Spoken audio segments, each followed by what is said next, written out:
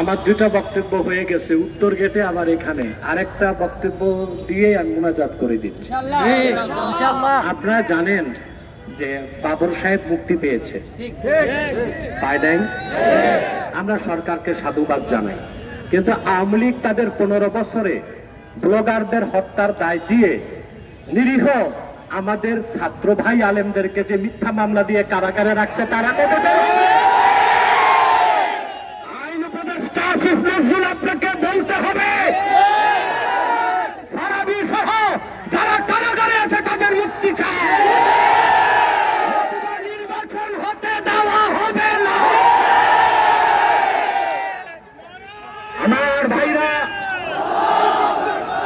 যদি আদালতে উঠানো হয় ফারাবীকে নির্যাতিত কারাবন্দী আলেম ছাত্রদের আদালতে উঠানো হলে জজ এবং হাকিমরা শুনানি করতে চায় না, তাহলে আমরা মার্চ টু আদালত শুরু করব।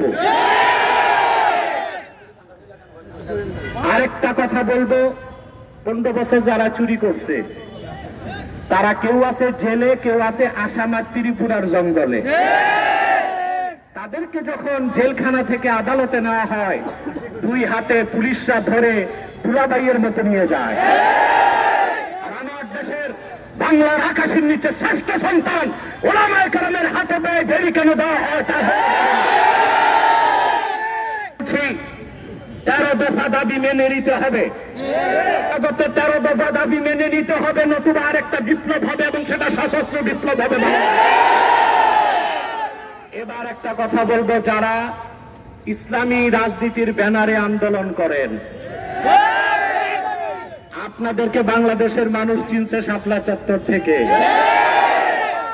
অসংখ্য আলেম ওলামার রক্তের উপর পা দিয়ে আপনারা নেতৃত্ব পেয়েছেন, অথবা আপনারা বর্তমান সরকারের সুরে সুরে সুর মিলান, আপনাদেরকে বয়কট করা হবে। ধর্মনিরপেক্ষতাবাদী, জাতীয়তাবাদী সব দল তাদের বয়ান দিয়েছে, আপনাদের বয়ান কোথায়? আমরা আপনাদের কাছে শুনতে চাই, অন্তত হেফাজতের 13 দফার 3টা দাবি আপনারা পূরণ করবেন, ক্ষমতায় গেলে তা ওয়াদা দিতে হবে। প্রথমটা হচ্ছে কুখ্যাত কাফের কাদিয়ানীদেরকে রাষ্ট্রীয়ভাবে অমুসলিম ঘোষণা করতে হবে, নাস্তিক ব্লগারদেরকে শায়েস্তা করতে ব্লাসফেমি আইন করতে হবে। ভারতের তাবেদারি চলবে না, যুক্তরাষ্ট্রের তাবেদারিও তারা যাবে।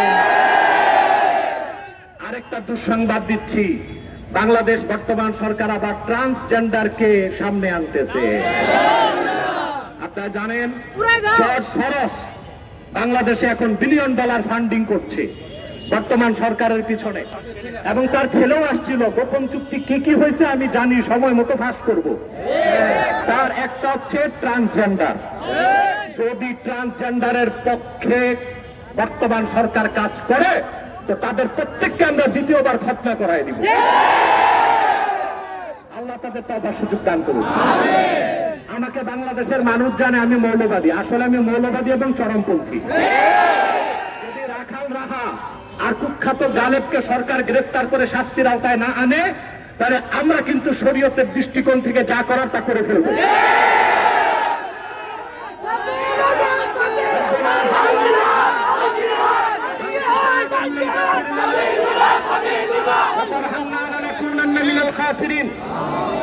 اللهم تقبل منا سعينا في سبيلك، اللهم تقبل منا سعينا في سبيلك।